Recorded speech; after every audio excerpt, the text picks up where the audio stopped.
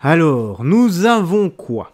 Je veux un procès alors que le policier est accusé de meurtre. La mère de Naël sort du silence. Donc là, ça va être spécial Naël, spécial Jean Messia. Enfin, je sais pas si ça va être une spéciale, mais voilà, il y a 3 minutes où ils vont parler de ça. Puis encore une autre fois, une autre intervention dans la seconde vidéo de Jean Messia où là, ça va aller sec sur... il va taper sur les gauchistes. Et ensuite, on va avoir une ou deux petites actus vite fait. Bref, nous allons commencer. Mais avant ça, petit like et commentaire pour le soutien, la force et le référencement. Allez, let's go. Nous sommes partis. Écoutons ça. On l'a dit, hein, on compatit bien entendu au chagrin de la maman, hein, c'est sûr. Bon, ça, on peut pas... voilà. Son point de vue, elle, c'est que le policier a commis une bavure et donc il doit être jugé. Après, on peut pas... Mine de rien, c'est la mère. Toute mère aurait eu la même réaction. Vous pouvez pas faut se mettre tous à sa place. Ça, c'est normal. Après, il y a un procès qui va être, bien entendu, effectué. C'est vrai, voilà. Après, on a dit, voilà, on a parlé de ça. On l'a dit la semaine dernière. On a dit que voilà. On comprenait la désapprobation des policiers aussi, et les manifestations. Voilà, c'est ça. Hein, Après, il faut se mettre à la place d'une maman, quoi qu'il arrive. Bien sûr. Voilà, on est d'accord là-dessus. Est-ce que quelqu'un veut dire un mot là-dessus? Là, on voit que Berton, son avocat qui était à côté d'elle, il a dû la verrouiller. Parce qu'en général, elle est beaucoup plus expansive. Oui. On l'a vu dans les manifs, on l'a vu s'exprimer très fortement un peu partout. Et là, Berton a dû lui dire attention, attention, calme. Maman blessée, meurtrière. Oh, non. Après, je pense pas qu'une maman ait besoin de jouer la maman blessée. Je suis pas d'accord avec vous. Là, Bernard Montiel, là, c'est... Non, j'ai pas dit qu'elle jouait à ça. Non, mais il a raison. J'ai pas dit qu'elle jouait... Attention. J'ai jamais dit qu'elle jouait à ça. Je dis simplement que comme c'est une femme qui est très expansive, et là, du coup, il a dû lui dire, pour l'émotion, il valait mieux qu'elle contrôle son émission. Non, mais surtout quand on compare son attitude là avec son attitude quelques jours après le drame, on la voit sur cette mini-moto en train de faire un burn-out et ensuite sur un char en train de ramener la Coupe du Monde, ça dénote quand même. Après, Jean, si tu peux me permettre, la perte d'un enfant peut vous faire aussi, mine de rien, dégoupiller. Vous savez, je vais vous dire, quoi qu'il arrive, même si votre fils a fait la pire des choses, quand vous êtes une maman, forcément... voilà. C'est-à-dire qu'il ne faut pas confondre, si vous voulez, le drame et ses conséquences... Vous en voulez à la terre entière, c'est sûr. Il ne faut pas confondre le drame et ses conséquences individuelles, évidemment, en termes de tristesse pour la mère, personne ne peut le contester. Voilà. Mais le problème là, si vous voulez, c'est qu'on en fait un objet politique. Ça devient un objet politique. Et là, par contre, on est quand même en droit de discuter. Moi, je m'étonne, par exemple, que la famille du policier, qui elle aussi a souffert, puisque le mari a quand même été traîné dans la boue, on ne l'ait pas justement interviewé pour savoir ce que cette famille endeuillée dans la tourmente peut en penser. Oui, mais là, Jean, là, on va voir ce qui va se passer avec le procès du policier. On l'a dit hier, on ne comprend pas la demande de... parce qu'il va donc être jugé. Ils veulent qu'il soit jugé pour meurtre. Voilà, le parquet veut. Voilà, exactement. Maintenant, ce sera au juge d'instruction. Je ne suis pas sûr qu'il dise oui. Exactement. Mais c'est ce que veut le parquet. Oui. Juste aujourd'hui, voilà, c'est compliqué aussi d'entendre ça pour le policier. On l'a dit, meurtre, ça veut dire qu'il y a préméditation. Le policier, il ne s'est pas réveillé le matin en disant je vais aller tirer sur cet ado.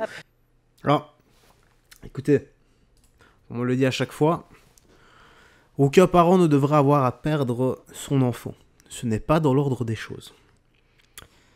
C'est juste dommage, et regrettable, malheureux, qu'il n'ait pas reçu une meilleure éducation de la part, justement, de sa maman. Sa mère qui avait dit, je rappelle, hein, qui n'a jamais conduit sans permis, qui n'a jamais fait des refus d'obtempérer. À partir du moment où tu oses lâcher ce genre de discours et que tu trouves ça normal de défier la justice, de faire des refus d'obtempérer et de rouler sans permis de conduire, ton fils, il t'a juste écouté. Voilà. Il a juste mis en application l'éducation qui lui a été donnée. Naël est le dommage collatéral de l'éducation qu'il a reçue par sa maman. C'est malheureux, hein, mais c'est lui qui en a fait les frais. On a quoi ici? Donc dérapage, menace, droit des femmes, retour sur la manifestation du 8 mars avec Jean Messia. Ouais, il était noté ici en dessous. Donc. Allez, on va écouter ça. Ça va clasher, mais la gauche d'une puissance extrême. Là. Vous êtes mignons, merci. Vous êtes mignon, là. Vous avez dit vous êtes mignon? Bah oui, parce qu'ils étaient... Enfin, on sentait qu'ils s'étaient mal nourris déjà, parce qu'ils c'était tous des hommes brindis. On les voyait pas des hommes déconstruits, donc chevelus, avec des cagoules, vociférant leurs vomissements gauchistes dans des mouchoirs en lin recyclés. Voilà, donc... Vous êtes dans la mode ou c'est Christina Ce qui est fou, si vous voulez, c'est que dans cette manifestation, mais un peu comme j'ai vu partout en France, vous aviez toutes sortes d'énergumènes. Alors déjà, le fait de chasser, ils disent qu'ils ne veulent pas d'hommes. Il y avait quasiment que des hommes dans cette manif, allez comprendre. J'ai vu aussi quelques femmes voilées. Je ne savais pas que la régression au 8e siècle faisait partie du progressisme féministe. Voilà, et puis bon, après, quand on dit que l'extrême droite, c'est le vecteur de la violence, ben voilà la violence. Les femmes voilées ne sont pas illégales dans l'espace public, monsieur. Ah non, mais j'ai pas dit ça. J'ai pas dit ça, mais de là à dire que ce sont des icônes, si vous voulez, de la modernité féministe, il y a un pas que Souleymane franchit peut-être, mais pas moi. Elles ont le droit de respectez-moi. Elles ont le droit de manifester. Vous appelez comme ça, non? Elles ont le droit de manifester. Les femmes voilées. Je me pose 2 secondes. C'est vrai qu'il a changé son prénom, c'est Souleymane et plus Gilles en fait. On a tendance à l'oublier. Je trouve très méprisant des énergumènes, des gauchistes, chevelus. Non, mais bon. J'ai oublié de dire crasseux. T'as vu les mecs là, comme ils ont parlé, c'est normal. Alors, je peux être très sincère. S'il y a eu violence physique, je condamne fermement. S'il n'y a pas eu violence physique, si on vous dit casse-toi Jean Messia, bah moi je vous l'aurais dit aussi, casse-toi Jean Messia. Vous n'avez rien à faire dans une manifestation comme ça. Vous jubilez. Je vous donne mon avis. Mais attendez, non mais vous êtes sans arrêt là à longueur de journée. Vous êtes sans arrêt là à longueur de journée à donner des leçons d'état de droit. Mais c'est une place publique, non, tout le monde a le droit de s'exprimer. De quel droit quelques crasseux me chassent d'un espace public? Excusez-moi. Moi je suis pas d'accord avec Jean Messia quand il dit les femmes voilées n'ont pas à être là. De quel droit elles n'ont pas à être là. Là, je suis pas d'accord. Mais pour la cause qu'ils défendent. Non, je suis pas d'accord. L'espace public, c'est l'espace public. Mais de la même manière que je suis pas d'accord à ce que t'insultes un gars parce qu'il vient dans l'espace public. La rue, elle a tout le monde. T'as pas insulté.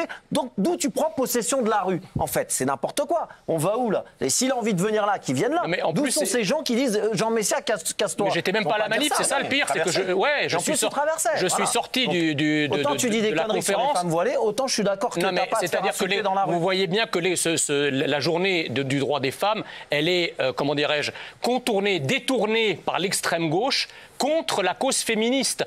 Quand vous voyez la manif de Paris, j'ai entendu tous les slogans de Daesh, je n'ai pas entendu un seul slogan sur la cause féministe. Excusez-moi, ça pose question quand même. Non mais c'est vrai que là où je rejoins Jean Messia, c'est sur notamment la manif à Paris. Moi, je suis féministe, j'étais très mal à l'aise sur ce qui s'est passé à Paris, parce qu'il y a des associations que je n'ai pas entendues, qui ont fait l'autruche, qui n'ont pas voulu voir, qu'il se passait des choses très graves, notamment pour un collectif qui s'appelle Nous Vivrons, qui se veut laïque et qui est notamment pour les femmes juives qui ont été violées, etc.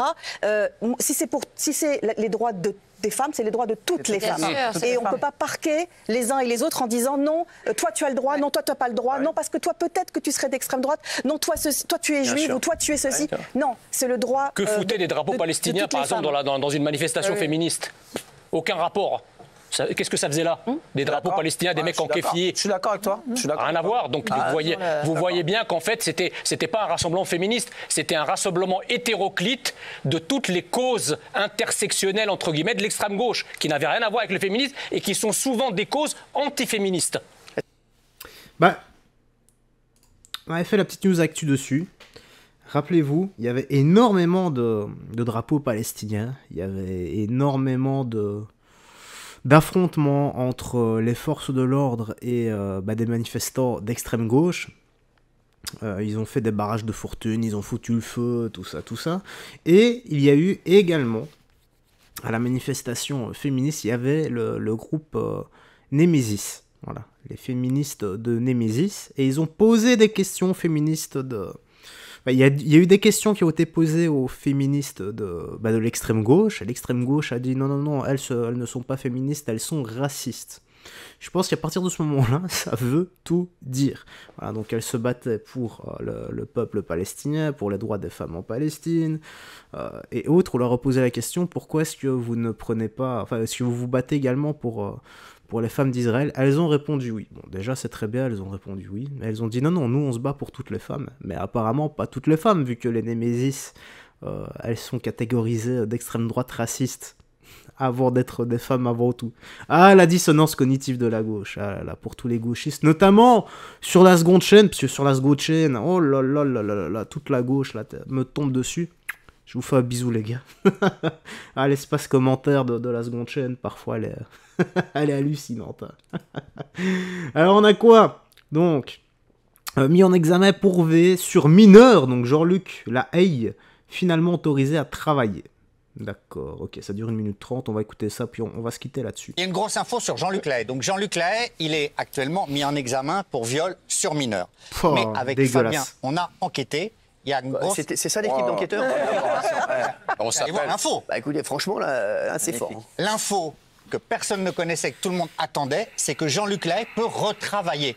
Et ça, c'est énorme. C'est fort. Parce que la juge d'instruction dans le dossier, qui ne s'occupe plus d'ailleurs de l'affaire aujourd'hui, cette juge d'instruction lui avait interdit de se produire et de chanter en public. Parce qu'elle considérait que dans les affaires, dans les plaintes des 2 plaignantes, le fait d'avoir chanté avait pu lui permettre de rencontrer ces jeunes femmes. Sa défense avait toujours dit non, ils se sont rencontrés sur Internet. Aujourd'hui, j'ai eu maître Sophie Obadia qui dit qu'après 3 refus, eh bien, on lui permet de retravailler. Donc Jean-Luc Lahaye, son état d'esprit, on peut vous dire, il est évidemment soulagé. C'est une renaissance pour lui, ce sont les mots que maître Obadia a employés. Parce que même s'il ne peut pas rechanter du jour au lendemain, il faut organiser tout ça. Mais maintenant, il va pouvoir remonter sur scène. Alors je précise qu'il reste bien entendu mis en examen. Oui, mais au moins ça, voilà. Mais voilà, c'est une note positive. Et d'autre part, maître Obadia me dit qu'elle attend toujours que les plaignantes communiquent l'ensemble des documents, des éléments qu'elles réclament et que les plaignantes ne communiquent pas depuis des mois, notamment des échanges entre elles. Et pour le moment, maître Obadia me dit qu'il n'y a aucun élément tangible. Bon, c'est sa thèse, hein, évidemment, elle est partie prenante. Mais elle dit qu'il n'y a aucun élément tangible contre Jean-Luc Lahaye. Donc, il y a une première décision judiciaire en la faveur du chanteur aujourd'hui. Bon, je connaissais pas le gars. Maintenant, on en a vu énormément des histoires comme ça, où tu as des gens qui déposent plainte contre un chanteur, une star, etc., pour lui soutirer de l'argent. Il a été mis en examen, donc on va attendre que la justice fasse, espérons, son devoir, son réel devoir. Auquel cas, il y a 2 cas de figure. S'il est innocent, bah voilà, tant mieux. Voilà. Par contre, s'il est coupable, qu'il a effectivement V des enfants, je vous le refais encore une fois. Bon, mon couteau de chasse, là, il est en bas. Alors, on va prendre celui-ci. Voilà. On peut le découper, non pas avec le couteau de chasse, avec celui-ci, ça fera encore plus mal. Tu vois, ça... il est moins aiguisé, donc... il va falloir force up, il va falloir un peu de muscle, donc... les gauchistes, là, il va falloir un peu vous entraîner pour y arriver. Auquel cas, on lui sectionne, voilà, l'arme du crime avec ce que je vous ai montré. Vous en pensez quoi? Si seulement on pouvait sectionner l'arme du crime de tous les V qui ont fait des dingueries à des enfants, des femmes, des hommes ou autres, et avec lesquels, bien sûr, on a les preuves, eh bien, je suis certain qu'il y en aurait moins. Allez, courage à toutes les personnes qui vivent ce genre d'épreuves. Ça doit vraiment pas être agréable, surtout quand on vous fait passer, vous, les victimes, pour les principales, que c'est de votre faute, quoi, en gros. Voilà. Courage à vous. Bref. J'ai rien d'autre à ajouter, prends bien soin de toi, des gens que tu aimes, garde la foi et surtout que Jésus-Christ te bénisse. Bye bye, fais très attention à toi et on se dit demain pour d'autres vidéos. Ciao ciao.